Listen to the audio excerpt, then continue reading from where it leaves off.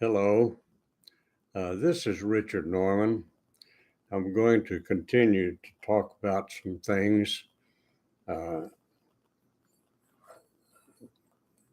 I, am trying to promote my autobiography, Oops, and so I'll tell you some things about my life, but some of these things are not actually in the book. But today I decided I wanted to tell you some things about music in my life. Music has always been a very big part of my life. Uh, I told you yesterday that my grandfather began to teach me to sing and to read music at the age of 4. But I want to expand on that a little bit. Uh, Living in my grandfather's home, my family and I, through the early years of the Great Depression, we had to do that in order to survive.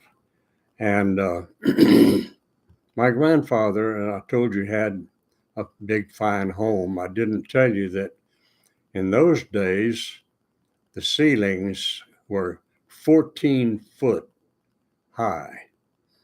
And the reason for that was because of the Texas heat and no such thing as air conditioning.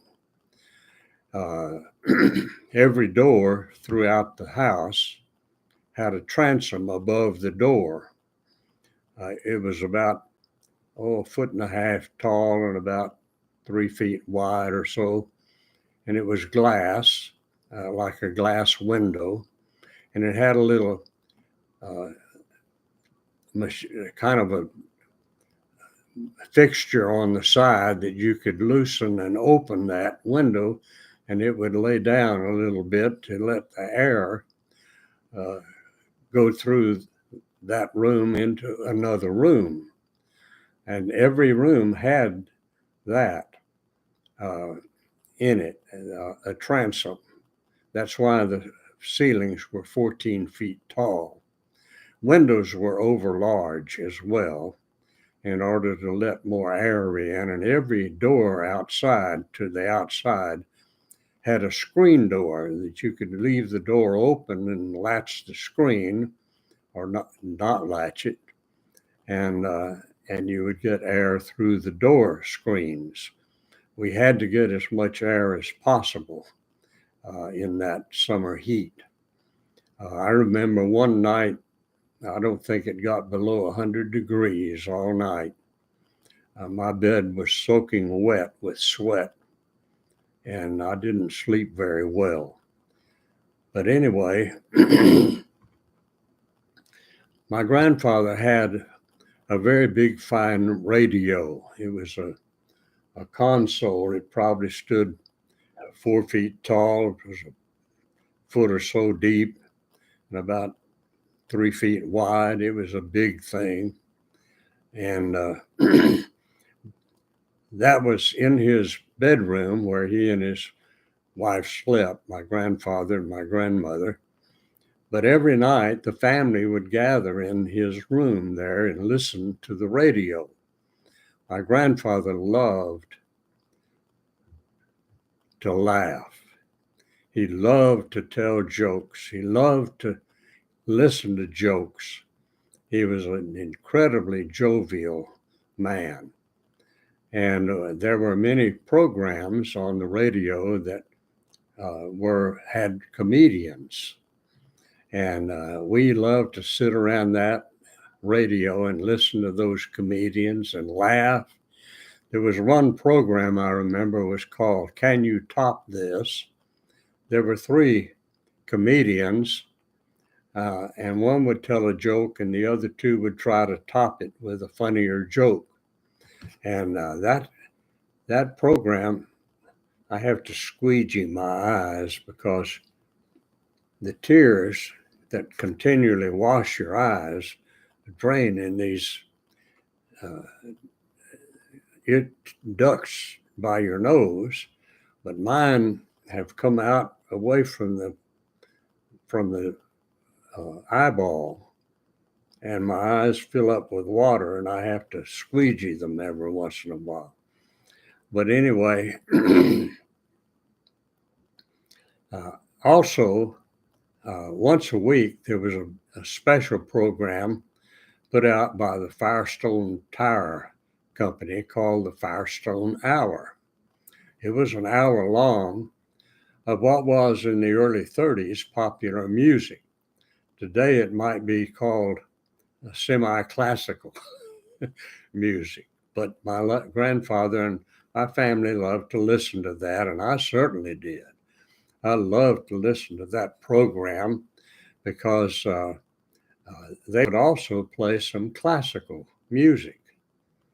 And from the very first time I ever heard classical music, I loved it. I thought it was the finest music I ever heard in my life, of course, being only 4 or 5. But at the end, near the end of that program, they would often have an aria from an opera sung by one of the great stars of the Metropolitan Opera Company in those days. Helen Traubel was one.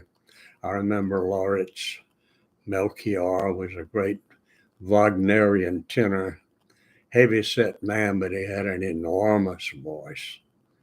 And I heard opera for the first time as a very small child, and I loved it. I thought that was the most wonderful singing I ever heard. I couldn't get enough of it. And I'll just simply say that even to this very day, my favorite music of all is grand opera. I love grand opera. And I listened to it all through my life, even as a young kid growing up. But of course, I was telling you, my grandfather taught me to sing and to read music and all of that. But I also love to listen to the radio. And every Saturday, the Metropolitan Opera Company would produce an opera, a matinee in the afternoon. And they would broadcast that opera on the radio. Texaco Gasoline Company sponsored that. And I listened, even as a small child, every Saturday, religiously, I would tune in to listen to the opera of that day. So through the years, I learned a great deal about grand opera, listening to it and listening to the announcers talk about it. I learned about the composers. I knew their names. I knew many of the stars of that day in the Metropolitan Opera Company. I knew their names. And in those days, they had record stores downtown. You could go into a record store and buy a recording of almost anything you wanted. They had hundreds, maybe thousands of recording records to sell in those stores. And they were 78 RPMs. And you had a needle that on a record player that you would put on that, and it would turn around and play the music for you in those early days. And you could go into those record stores and listen to anything you wanted to. And then if you wanted to buy it, you could, or you didn't have to buy it. But I used to go in there every Saturday nearly and find some records that I listened to. I listened to some of the older opera singers, Jussi Björling and Caruso. Uh, I even bought, I think I probably bought just about every recording that Caruso ever made. And I, to this day, think he is the greatest opera singer ever. Much better than Pavarotti ever thought to be, or anybody else. Jussi Björling was wonderful as well. But Caruso had a heart. When he sang songs, he sang from his heart. And he loved the common man, the everyday person. And they sat way up in the balcony seats in the far back. And those were the people he especially sang to with such a loving heart. Oh, his songs were just absolutely beautiful. Even to this day, I think his Una furtiva lagrima is still the finest recording of that piece I ever heard in my life. And you can get records on, I think, 33 RPM now of his singing those songs. And perhaps if you listen carefully, the recordings are terrible, but if you listen carefully, you can hear the tenderness in his heart as he sang. It brings tears to my eyes when I hear him. But anyway, in my life, opera was a very great part of it. And I loved that music. I loved the popular music of the day. These were in the days of Bing Crosby. And he was such a great singer. I loved his deep baritone voice. Mine is much lower than his. I'm a bass. He was a bass baritone, and he could sing fairly high. I used to could sing almost up to high C myself. I had a very wide range. I had a very good high A below high C, A, B, C, just two notes away. I had a very good sound to that high note most of my life, even until I was in my late 70s. I could sing that very well. But anyway,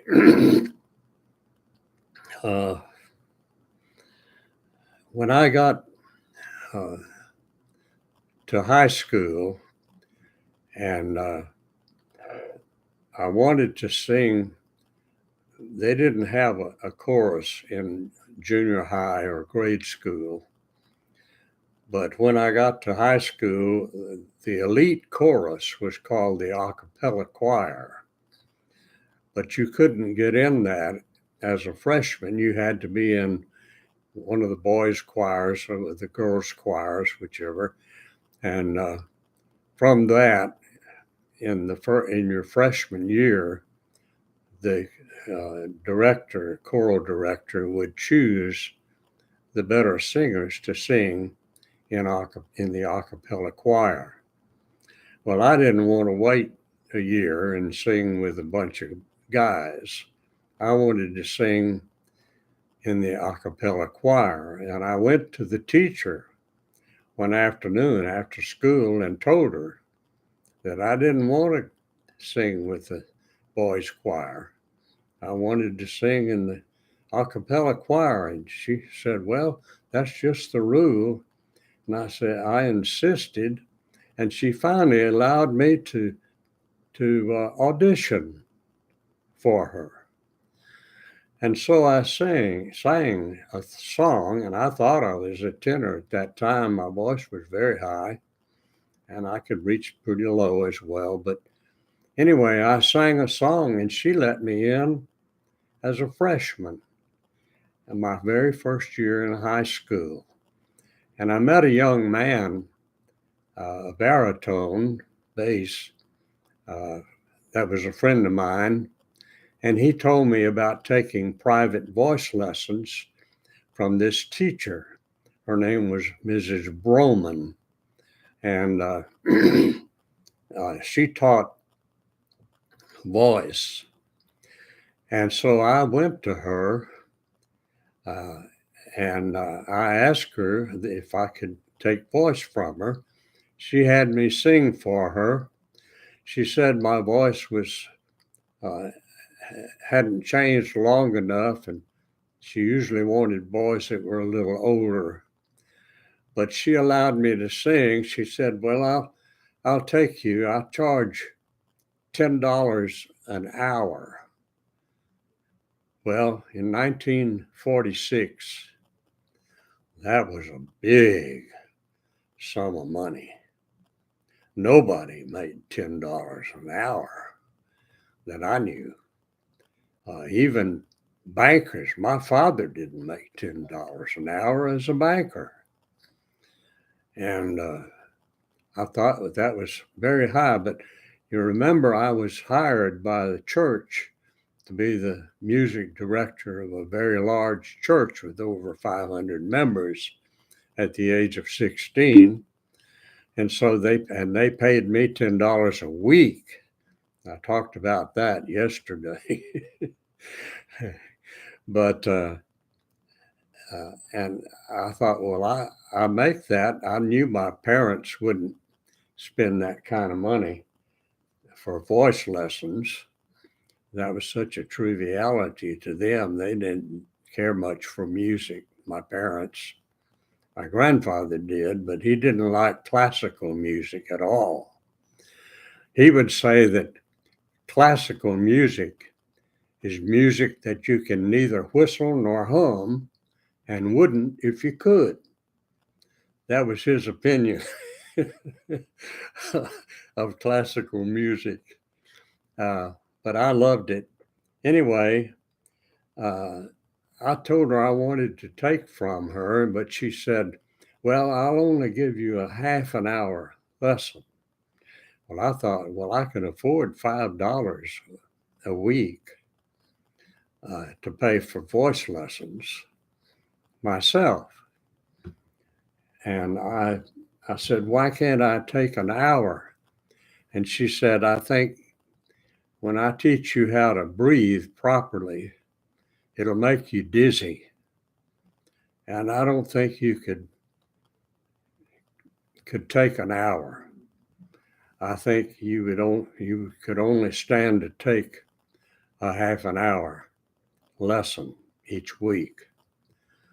And so I began taking voice from Mrs. Broman. And of course, the first thing she taught me was how to breathe. Well, you know, people tell you have to learn to breathe from your diaphragm.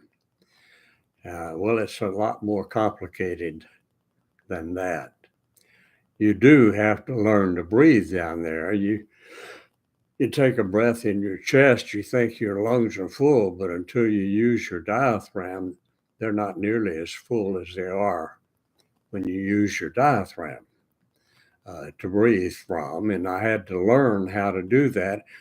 I had to learn it well enough that it became natural for me to breathe that way when I sang. But the real trick is when you sing, is controlling the outgo of the air as you sing. You have to learn to restrain that breath and keep it under control and exhale it very slowly as you sing. You don't force your voice to sing. She told me that I had to learn to let my voice sing, not make it sing. And so I had to learn to conserve the air outflow. And that took weeks. And in the beginning, to breathe that away and to control that breathing like that did make me very dizzy. It's an unusual experience, I think. But it took her, I guess, almost the first year to get me to really have breath, what they call breath control. But I finally learned it. And when I did, I found that I understood exactly what she meant about letting your voice sing and not making it sing. Uh, it it will come out if you breathe properly. You learn to project the voice from the throat into the upper palate of your mouth and back against your front teeth. If you don't know how to do that, you sing from the throat. Well, that's why you get hoarse. If you sing from the throat and don't sing properly, you can't sing very long until you get hoarse. But I could sing for hours and hours and never get hoarse. I never have gotten hoarse in singing. And I want to tell you, when I got in the Dallas Symphony Chorus, our rehearsals every Monday night were from 7 until 10, 3 solid hours of singing at the top of your voice. You had a 10-minute break in that 3 hours. Otherwise, you were singing as hard as you could sing for 3 solid hours. And at the end of those 3 hours, I found that my voice was stronger, much stronger at the end, and I had a wider range to sing at the end than I did when I would begin rehearsals. So, and you need to learn that if you're going to sing opera, because operas are 3 or 4 hours long.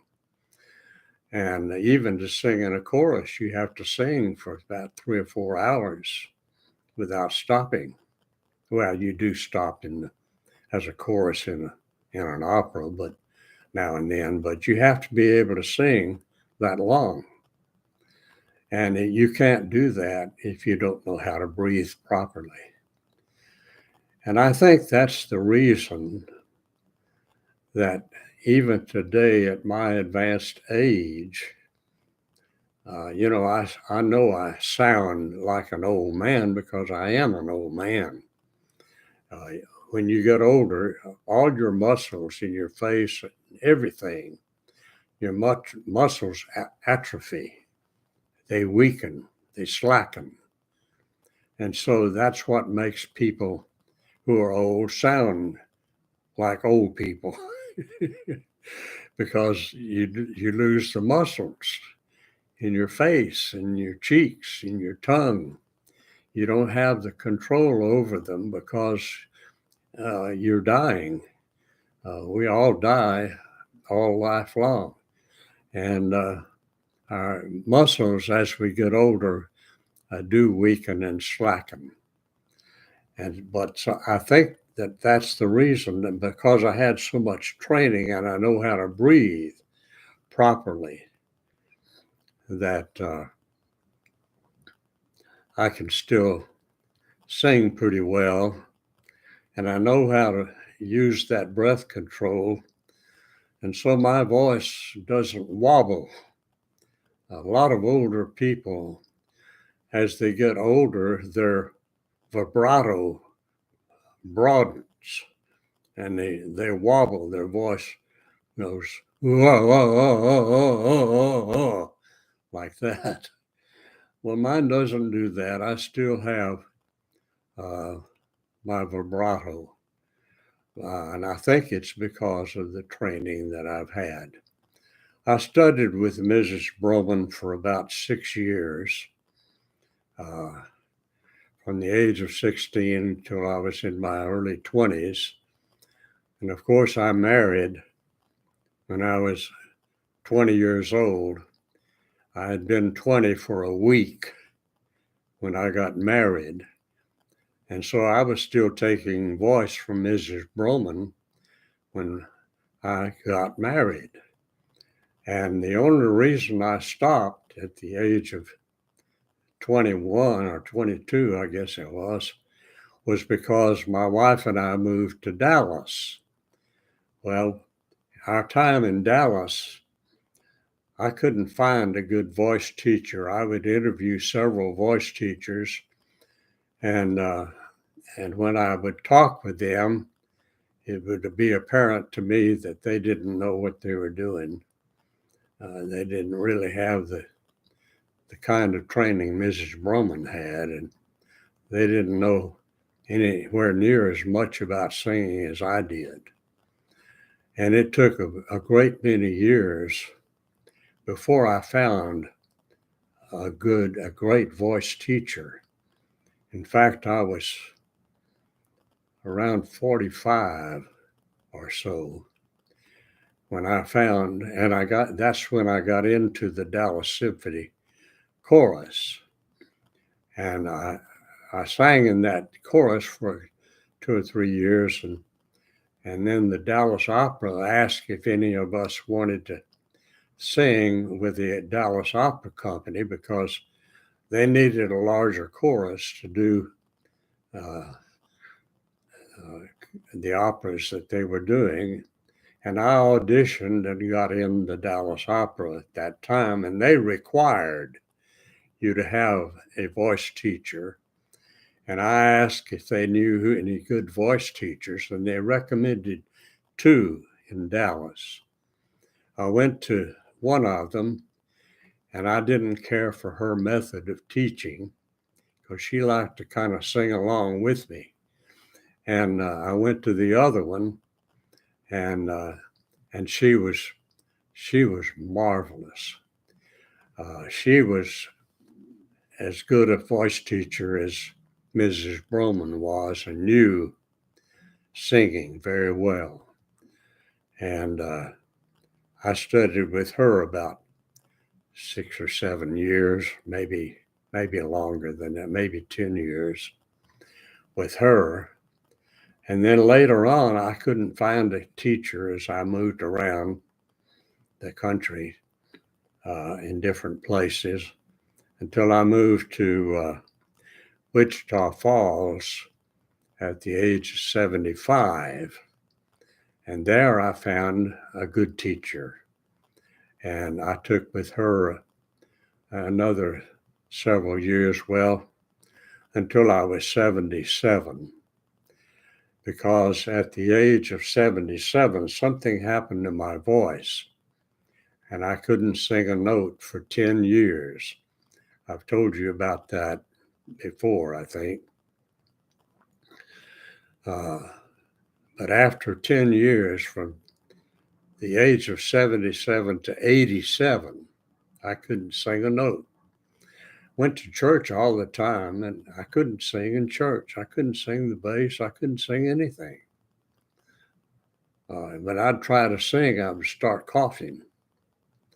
And so I just kept silent for 10 years. And when I was 87, someone suggested that I go to a speech therapist and see if they could help me sing, learn to sing again. And I did that. And sure enough, she had me try to sing, and she knew I could kind of sing a little bit.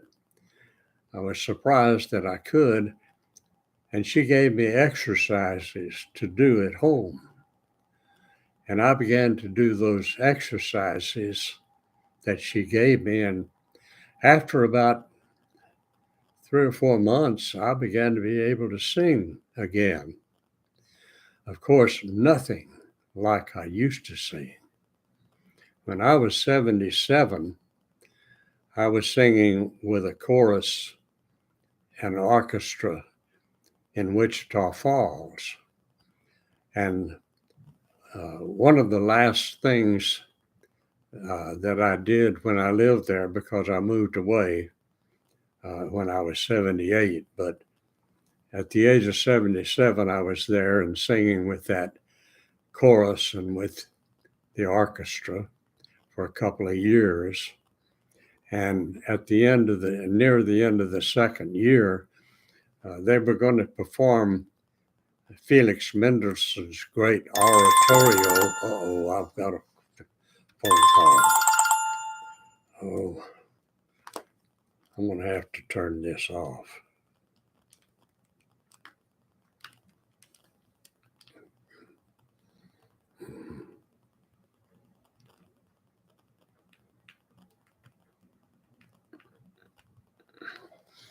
I don't know if it's off or not. I can't tell. Oh, sorry about that. Now, where was I? They were going to sing Felix Mendelssohn's oratorio, Elijah. And I wanted to sing the lead role in that. And if you wonder what that's like, you can go to YouTube and look up Elijah by Felix Mendelssohn, and you can listen to it. It's a 2-hour oratorio done with orchestra and chorus. And I was well able to sing that. That'll give you some idea of the kind of voice that I used to have, in case you're interested in that. Well, I guess it's getting time for me to shut down. I wanted to tell you about music and singing, and next time I guess I'll talk about art. I was a person that was gifted at birth. I didn't have anything to do with it. I just had a natural gift for all of the things of art, music, drama, literature. Those are the arts. And I was gifted in all of those different arts. The greatest gift I had was in art. I know I was gifted some in music. When I was in high school, in my senior year, we were given a test called an interest test to see what a person would be interested in when they went to college. And on my interest test, art was almost 100%. Music was just barely under it a little bit. When it came to math, it was off the bottom of the page. It wasn't even there. And the same is true of science.